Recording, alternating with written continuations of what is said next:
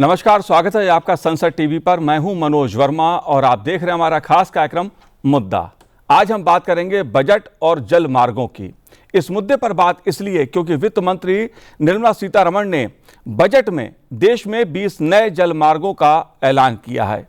इसमें दानकुनी से सूरत तक नया फ्रेट कॉरिडोर शामिल है। वित्त मंत्री ने कहा कि कार्गो के पर्यावरण अनुकूल आवागमन को बढ़ावा देने के लिए दानकुनी को पश्चिम में सूरत से जोड़ने वाले नए समर्पित माल गलियारा स्थापित करने का प्रस्ताव किया है। अगले 5 वर्षों में 20 नए जलमार्गों को चालू किया जाएगा, जिसकी शुरुआत ओडिशा में राष्ट्रीय जलमार्ग 5 से होगी। इसके अतिरिक्त अंतर देशीय जलमार्गों की आवश्यकताओं को पूरा करने के लिए वाराणसी और पटना में जहाज मरम्मत इकोसिस्टम भी स्थापित किया जाएगा।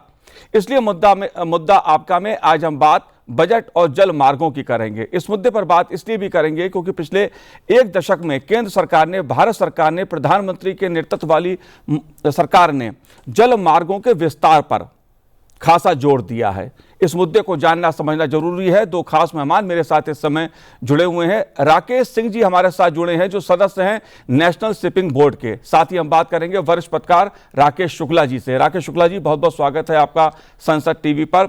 राकेश सिंह जी, सबसे पहला सवाल मेरा आपसे है, क्योंकि मुद्दा जल मार्गों का है और बजट में खासा फोकस किया गया है। 5 वर्षों में 20 नए जल मार्गों का विस्तार किया जाएगा। आप इस मुद्दे को कैसे देखते हैं? नमस्कार मनोज जी, धन्यवाद आमंत्रित करने के लिए संसद टेलीविजन पर पहले तो, और मेरे साथी पैनलिस्ट को भी नमस्कार। जैसा आपने स्वयं कहा कि गत 10 वर्षों में और उससे 10, 11, 12 वर्षों में सरकार ने जल मार्ग को विकसित करना अपनी प्राथमिकता बनाई है। उसके साथ साथ जो रोडवेज और रेलवेज हैं उनका भी विकास चल ही रहा है, लेकिन जल मार्ग पर फोकस होना जो है बहुत महत्वपूर्ण है जी।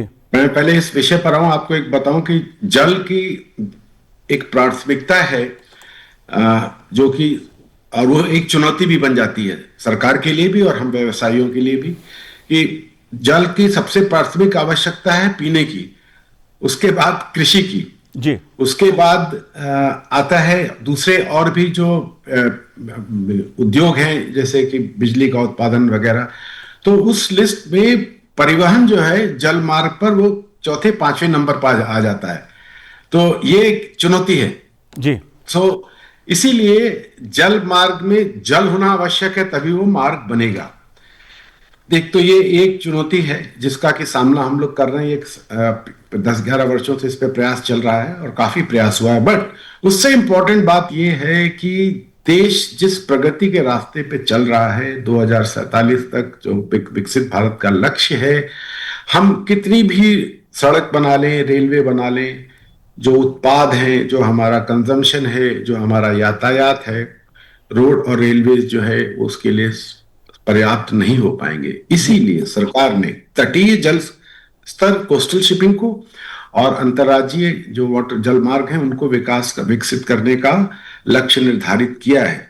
और वर्तमान में जो हमारे जल मार्ग हैं उनका जो पूरे राष्ट्रीय जो यातायात, जो सामानों का यातायात होता है, उसमें उनका जो हिस्सेदारी है वो सिर्फ 1% है।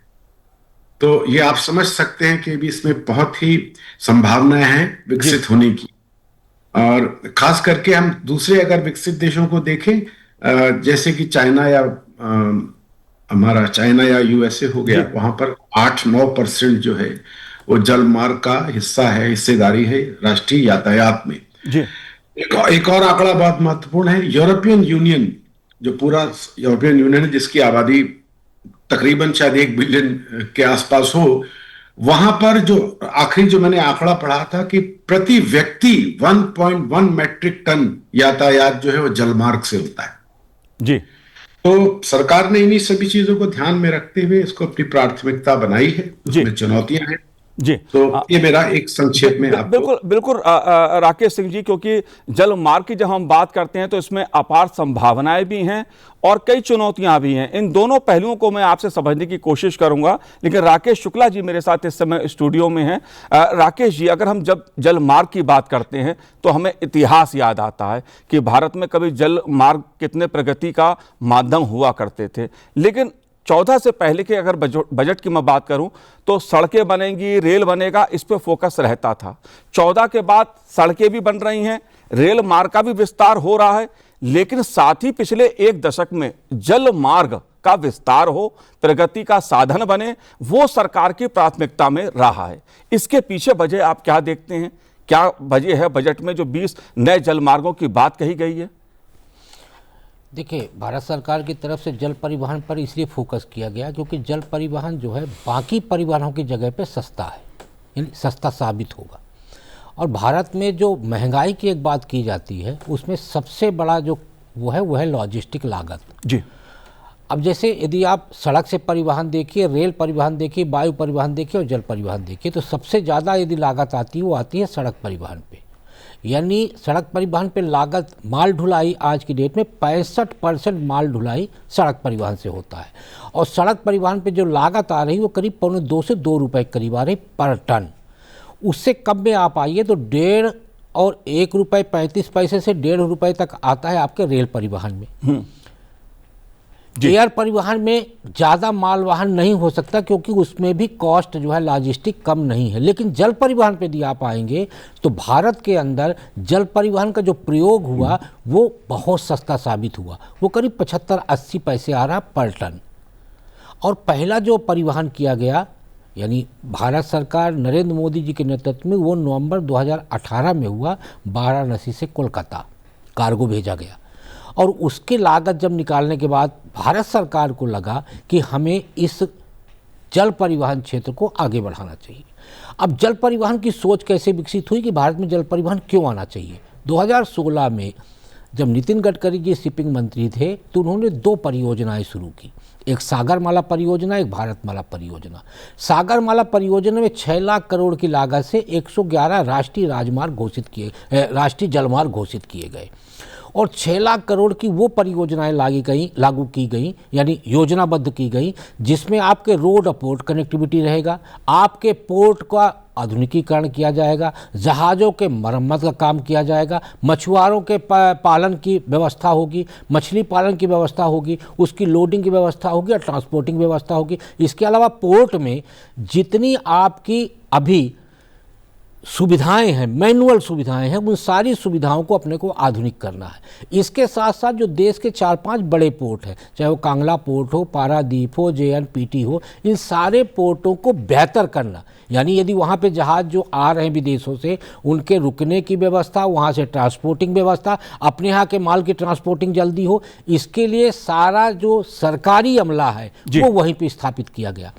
तो आज जल परिवहन बढ़ाने के पीछे जो सबसे मूल वजह है वो है कि भारत सरकार चाहती है कि रोजगार के अवसर भी पैदा हों और साथ ही आपकी लॉजिस्टिक लागत कम हो। तो लॉजिस्टिक लागत कम होगी तो उसका महंगाई पे नियंत्रण होगा, लॉजिस्टिक लागत कम होगी तो आपका जो परिवहन दुनिया के तमाम देशों में जो आप कर रहे हो वो सुगम तरीके से हो पाएगा। अब परिवहन बेहतर तरीके से हो और जल परिवहन के माध्यम से सभी जगह के उत्पादित होने वाले सामान दुनिया के अन्य देशों पे जाएं, उसके लिए रोड ट्रांसपोर्ट मिनिस्ट्री की तरफ से MMLP multi modal logistic park बनाया जा रहा। तो मल्टी मॉडल लॉजिस्टिक पार्क में क्या है कि देश का पहला जो सबसे बड़ा मल्टी मॉडल लॉजिस्टिक पार्क है वो असम के जोगीघोपा में बन रहा। 5000 करोड़ का प्रोजेक्ट है। एक चरण का काम पूरा हो चुका है, दूसरे चरण का काम शुरू होने वाला है। वहाँ आपके चारों परिवहन हैं, रेल भी है, रोड भी है, वायु भी है और जल भी है। यानी आपके टोटल चारों कनेक्टिविटी वहाँ पे हैं। जैसे रूपसी एयरपोर्ट बन रहा है, रूपसी एयरपोर्ट को रोड से और मल्टी मॉडल लॉजिस्टिक पार्क से कनेक्ट करने के लिए नई सड़क बन रही है। फिर आपके जो ब्रह्मपुत्र नदी से लेके और MMLP तक नई रोड बन रही है। तो ये गुवाहाटी से और आपके जोगीघोपा तक नई रोड बन रही है। तो आपका जो कनेक्टिविटी नॉर्थ ईस्ट में जितना सामान उत्पादित होता है, जिसको अभी तक आपका लाने ले जाने के खर्च के कारण वहाँ से नहीं लाया जाता, जैसे अनानास जैसी चीज़ें हैं।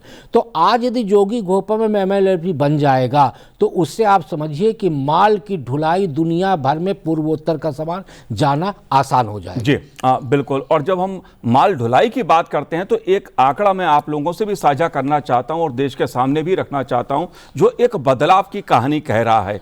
अंतर्देशीय जलमार्गों के माध्यम से माल ढुलाई की अगर बात की जाए तो 2013-14 में 18 मिलियन टन थी, 2024-25 में बढ़कर ये 145 मिलियन टन हो गए। यानी एक बड़ा बदलाव। जिस 10 साल की हम बात कर रहे हैं, पिछले एक दशक में जो जल मार्गों के जरिए माल ढुलाई में बदलाव आया है, ये आंकड़े उसकी एक उदाहरण प्रस्तुत करते हैं, उसकी गवाही देते हैं। राकेश सिंह जी, मैं आपसे जानना चाहूंगा, क्योंकि 5 वर्षों में 20 जल मार्गों को विकसित करने की बात कही है, विस्तार करने की बात कही गई है बजट में, इसको आप कैसे देखते हैं? जी, पहले तो जो शुक्ला जी ने कहा कि जल मार्ग का अपना महत्व है और जल मार्ग जो है कि वो सबसे सस्ता परिवहन का साधन है। साथ साथ जल मार्ग की एक और बहुत बड़ी विशेषता है कि जिसको हम लोग बोलते हैं वातावरण के लिए जो है सबसे कम दुष्प्रभाव जो है वो जल मार्ग के परिवहन से पड़ता है। तो वो भी एक लक्ष्य है सरकार का और देश का। तो मैं आता हूँ आपके 20 जलमार्ग की जो घोषणा अभी हुई है। जैसे कहा कि पहले माननीय गडकरी जी के जब वो मंत्री थे तो उन्होंने 111 जलमार्गों को राष्ट्रीय जलमार्ग घोषित किया था।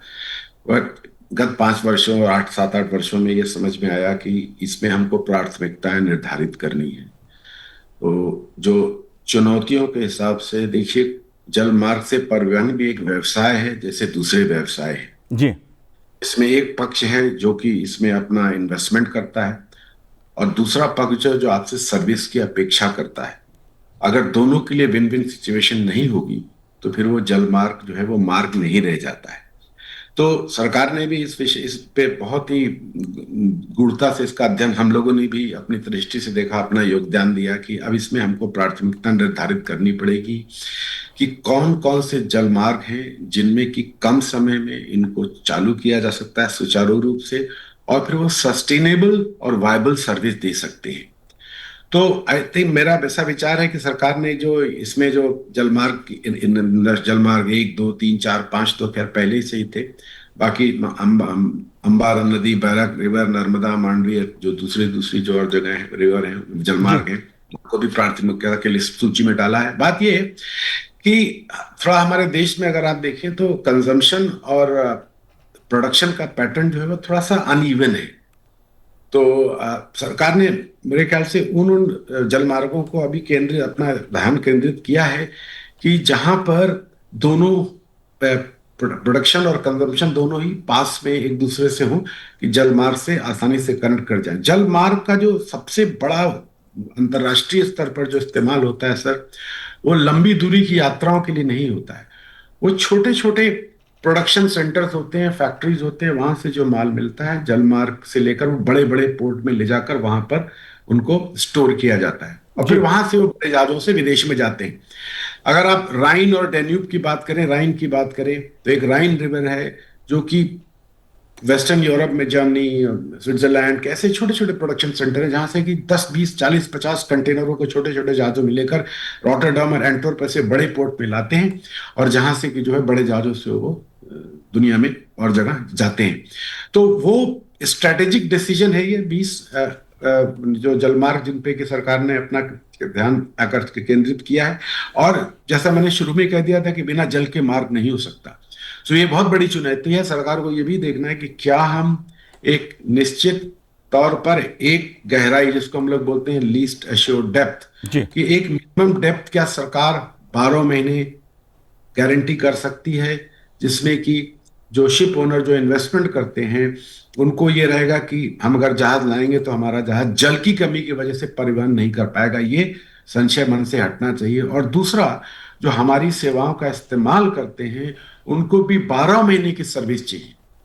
तो ये सबसे महत्वपूर्ण है। उसके साथ जो जुड़े हुए इंफ्रास्ट्रक्चर हैं वो स्वयं ही अपने आप डेवलप होते रहते हैं अगर एक बार मार्ग में जल आ जाता है। तो मैं बार बार इस बात को कह रहा हूं कि जल मार्ग में जल आवश्यक है जी। बाकी सारी व्यवस्थाएं प्राकृतिक रूप से उसके साथ आ जाती हैं।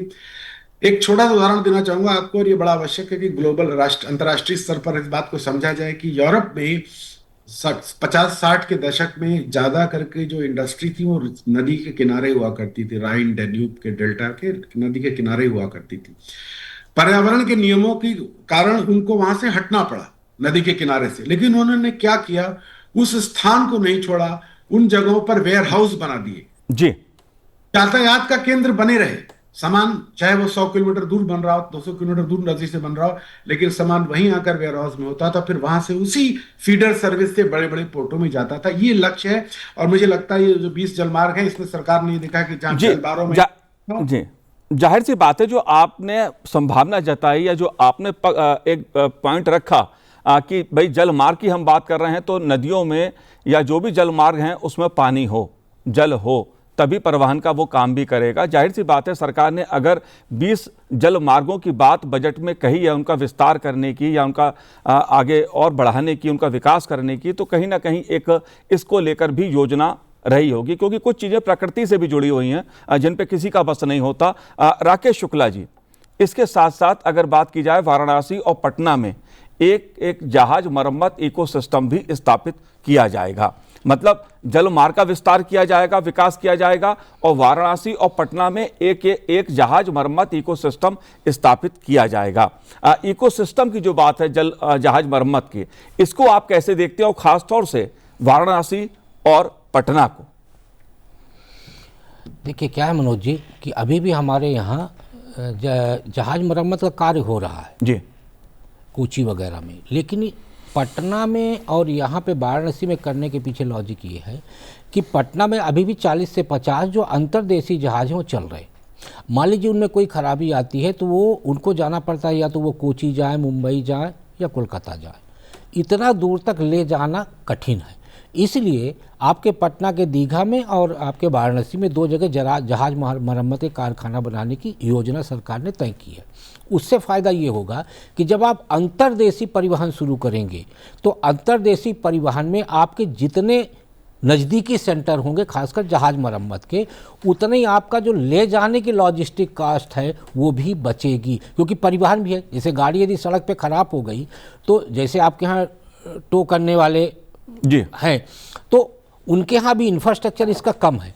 तो यदि आप ज़्यादा से ज़्यादा जगहों पर इस तरह की सुविधाएं उपलब्ध कराएंगे तो एक जो अतिरिक्त लागत है, और अतिरिक्त लागत लगने के कारण जो जहाज का मालिक होता है वो जहाज को साइड में खड़ा कर देता है कि भाई जितनी लागत लग रही है बनवाने में, लाने ले जाने में, उसकी बजाय तो हम दूसरा जहाज लेंगे। उससे क्या है, आपके जहाज़ों की संख्या कम होगी। जहाँ तक अंतर्देशीय जहाज़ों में पानी की बात जो आपने की, तो मैं एक चीज़ बता दूं कि भारत सरकार जब भी कोई योजना की घोषणा करती है उसके पहले वो डिटेल प्रोजेक्ट रिपोर्ट बनवाती है, जिसको कहते हैं DPR। सरकार ये सर्वे करा चुकी है कि नर्मदा, गंगा, ब्रह्मपुत्र और यमुना में हम कहाँ जहाज चला सकते हैं, और जहाज चलाने के लिए 2 तरह की गहराई की आवश्यकता होती है। जो बड़े शिपमेंट होते हैं उन्हें 3 से 5 मीटर की गहराई चाहिए, और छोटे शिपमेंट को आपको 1.5 मीटर की गहराई चाहिए। तो सरकार को पता है कि जैसे मुझे याद है कि जब आपके ब्रह्मपुत्र के लिए परिवहन शुरू करना था तो बांग्लादेश सरकार की तरफ से आग्रह किया गया भारत सरकार से कि भाई हमारे पास बजट की कमी है, यदि आप ब्रह्मपुत्र के लिए आप परिवहन बांग्लादेश के लिए शुरू करना चाहते हैं, जो पांडुवारा शुरू हुआ था जी, तो आपको इस गहराई का खर्च उठाना पड़ेगा। तो भारत सरकार की तरफ से ब्रह्मपुत्र में 3 से 5 मीटर की ड्रेजिंग कराई गई थी, उसके बाद परिवहन शुरू किया गया। अभी 3 हमारे अंतर्राष्ट्रीय परिवहन, एक लोकल मतलब अंतर्देशीय और 2 अंतर्राष्ट्रीय परिवहन चल रहे हैं।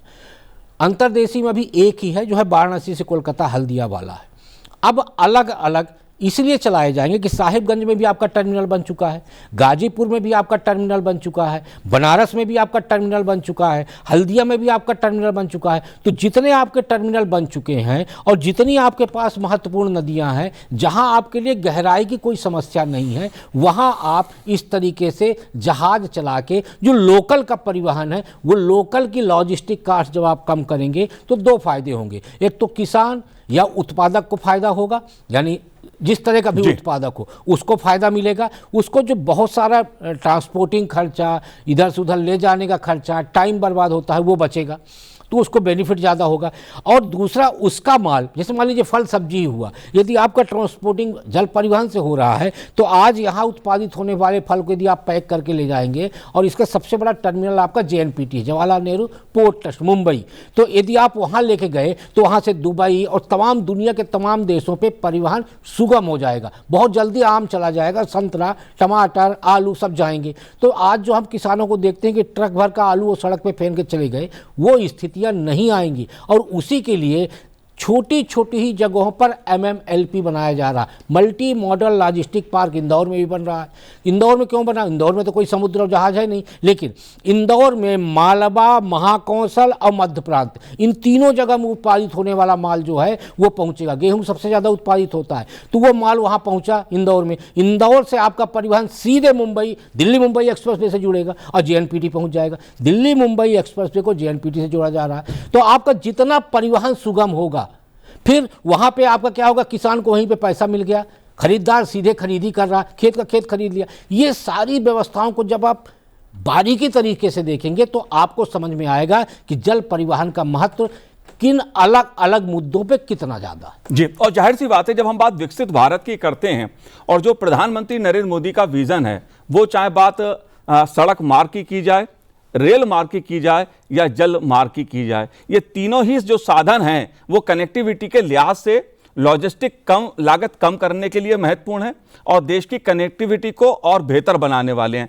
कनेक्टिविटी बेहतर होगी तो जाहिर सी बात है उसके लाभ अर्थव्यवस्था को भी होंगे, विकास की दृष्टि से भी होगा, रोजगार के अवसर भी बढ़ेंगे। इसीलिए राकेश सिंह जी, मैं आपसे जानना चाहता हूं, 2047 विकसित भारत का लक्ष्य और देश की अर्थव्यवस्था तीव्र गति से आगे बढ़ रही है, उसका आकार भी बढ़ रहा है, विस्तार भी हो रहा है।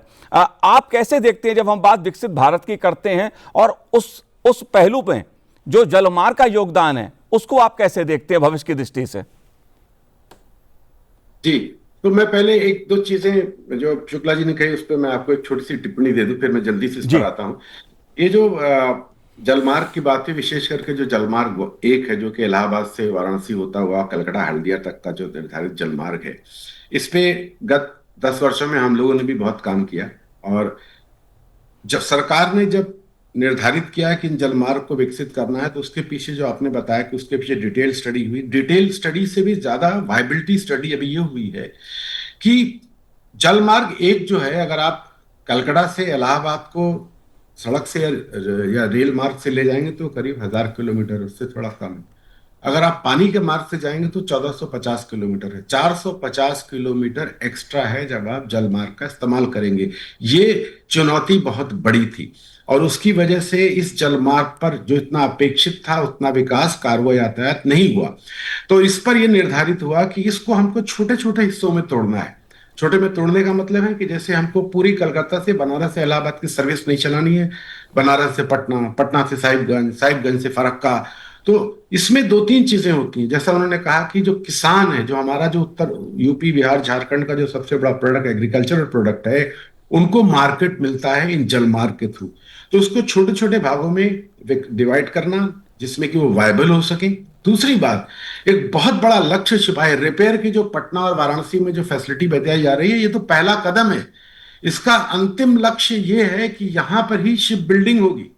ये जहाज, वहां पर नए जहाज बनाए जाएंगे, बजाय कि कलकत्ता में बना के, जैसा उन्होंने कहा, कोची में बना के या कहीं और बना के लाए जाए, जो बहुत बड़ी लागत हो जाती है लाने ले जाने की। तो अंतिम लक्ष्य ये है। आपके सवाल के मूल सवाल पर आने के लिए मैं सिर्फ यही कहना चाहूंगा कि भारत की जो प्रगति की दर है और जो हमारी एक एस्पिरेशनल सोसाइटी है जिसकी रिक्वायरमेंट है, कंजम्पशन है, तो अभी करीब पिछले वर्ष मेरे ख्याल से 1.5 ट्रिलियन टन्स ऑफ कार्गो जो है वो पोर्ट्स में कैरी किया गया है। और ये जिस दर से बढ़ रहा है, ये शायद मेरे ख्याल से दुनिया के तीसरे नंबर पर बड़ी शीघ्र आने वाला है। और अंतिम इस पे लाइन ये है कि अंतर्राष्ट्रीय व्यवसाय में लॉजिस्टिक्स की कॉस्ट जो है वही बिजनेस का डिफरेंस है। अगर लॉजिस्टिक्स कॉस्ट 14% के बजाय 9% आ जाएगी, वही मार्जिन है बड़े बिजनेस में। और सरकार का वही लक्ष्य है कि इसको जो है कैसे घटाना है। और जल मार्ग में जो आधारभूत ढांचा है वो है अपनी जगह, पानी है, उसको खाली गहराई को बढ़ाना है और बेसिक इंफ्रास्ट्रक्चर देने जी। हैं। तो लैंड एक्विजिशन का सबसे बड़ा जो विषय हो जाता है किसी और चीज को रेलवे रोड बनाने में, वो इससे जुड़ा हुआ नहीं है। इसलिए ये भी प्राथमिकता होने का ये भी एक बहुत बड़ा कारण है। तो मुझे लगता है जलमार्ग अति आवश्यक है। आज हम 1% जलमार्ग का इस्तेमाल कर रहे हैं यातायात में, अंतर्देशीय जलमार्ग का, और 6% तटीय जलमार्ग का इस्तेमाल कर रहे हैं। सरकार का लक्ष्य है कि 6 से 12 जाना चाहिए और हमको 1 से 5 लेके जाना है, जो अपने आप में एक बहुत बड़ी संख्या निर्धारित करता है। जी, जाहिर सी बात है, एक बड़ा लक्ष्य है। लेकिन जो निर्मला सीतारमण जी ने बजट पेश किया है, दरअसल ये बजट भारत को ग्लोबल जल मार्ग पावर बनाने और लॉजिस्टिक्स लागत कम करने की दिशा में एक मजबूत संकेत देता है। ये कदम लॉजिस्टिक्स लागत कम करने, कार्गो को रोड रेल्स जल मार्ग पर शिफ्ट करने और 2047 तक inland waterways plus coastal shipping की हिस्सेदारी 6% से 12% करने का लक्ष्य का एक तरह से लक्ष्य का हिस्सा है। जाहिर सी बात है, विकसित भारत का लक्ष्य है राकेश शुक्ला जी, और जल मार्ग को जिस तरह से फोकस एक दशक में प्रधानमंत्री नरेंद्र मोदी जी ने किया है, क्योंकि आगे की अर्थव्यवस्था के लिहाज से, रोजगार के लिहाज से, देश के विकास के लिहाज से जल मार्ग प्राथमिकता में, बजट में भी अच्छा खासा स्थान मिला है। आप कैसे देखते हैं विकसित भारत के इस लक्ष्य को जल मार्ग के संदर्भ में? देखिए, विकासशील भारत को जब विकसित भारत 2047 में करने का लक्ष्य निर्धारित किया प्रधानमंत्री नरेंद्र मोदी जी की तरफ से, तो उन्होंने फिर सभी सेक्टर में एक साथ काम करने की योजना तैयार की। और सभी सेक्टर में जब एक साथ काम होगा तो इसका मतलब हुआ इंफ्रास्ट्रक्चर डेवलपमेंट, रोजगार और मैन्युफैक्चरिंग। ये सभी सेक्टर जब एक साथ काम करेंगे तब आप विकसित राष्ट्र कराएंगे। और उसी के मतलब उद्देश्य को लेके उन्होंने जल परिवहन पे फोकस किया। अभी आपने बताया कि इतना मीट्रिक टन जो है माल का परिवहन होता है। भारत सरकार ने 2030 तक 200 MMT मिलियन मीट्रिक टन का लक्ष्य रखा है। 2047 तक 500 MMT का लक्ष्य भारत सरकार ने तय किया है कि हम जल परिवहन से करेंगे। अब इसमें एक पॉइंट और देखिए जिसको हम शायद देखना पसंद नहीं करते, कि हम कार्गो पे, जल परिवहन को सिर्फ कार्गो पे फोकस करके चल रहे हैं, लेकिन जल परिवहन के दो और फायदे हैं। एक, कार्गो के साथ क्रूज का भी डेवलपमेंट हो रहा है। भारत सरकार ने 45,000 करोड़ रुपए क्रूज डेवलपमेंट के लिए भी निर्धारित किए हैं। अभी भारत में 25 क्रूज चल रहे हैं। मुंबई, गोवा, कोच्चि, मालदीव, लक्षद्वीप, अंडमान, इन सभी जगहों के लिए क्रूज चल रहे और अच्छा खासा हाउसफुल क्रूज चल रहे हैं। क्रूज में यात्रियों की संख्या मौजूदा समय पर 4.5 लाख की। सरकार का उद्देश्य है कि इसको हम 10 लाख तक ले जाएंगे। तो क्रूज के साथ साथ अब आप देखिए कि लोकल परिवहन, जैसे मुंबई यदि आप जाएंगे तो मुंबई में लोकल परिवहन और बंगाल में लोकल परिवहन मैक्सिमम जहाज से है। उसी तरह से आपके प्रयागराज हो जाएगा, वाराणसी हो जाएगा, नर्मदा को देखते हुए मध्य प्रदेश में कई जगह हो जाएगा। तो लोकल परिवहन भी यदि आप जहाज में शिफ्ट करेंगे तो आपका ईंधन भी बचेगा, समय भी बचेगा, कॉस्ट भी बचेगा। तो आप देखिए कि विकसित भारत का जो लक्ष्य है 2047 का, उसके लिए डोमेस्टिक और इंटरनेशनल दोनों तरफ फोकस करके भारत सरकार चल रही है। और कार्गो के साथ जो क्रूज पे फोकस किया गया है, उसका मतलब भारत में टूरिज्म डेवलपमेंट को लेके भारत सरकार चाइना और यूरोप को ध्यान में रखकर कार्गो और क्रूज दोनों को ध्यान में रख के एक डेवलपमेंटल योजना बना के चल रही है। जाहिर सी बात है, बजट में जो 5 सालों में 20 जलमार्ग विकसित करने का, उनका विकास करने का लक्ष्य रखा गया है, उसके पीछे विकसित भारत और अर्थव्यवस्था को मजबूत गति प्रदान करना है। दरअसल भारत की नदियां केवल विरासत का प्रतीक नहीं बल्कि प्रगति के राजमार्ग हैं। राकेश शुक्ला जी, आपने संसद टीवी से बात की, बहुत बहुत शुक्रिया, बहुत बहुत धन्यवाद। राकेश सिंह जी, बहुत बहुत धन्यवाद आपका संसद टीवी से जुड़ने के लिए। तो आज इस कार्यक्रम में इतना ही, मुझे दीजिए आज्ञा, नमस्कार।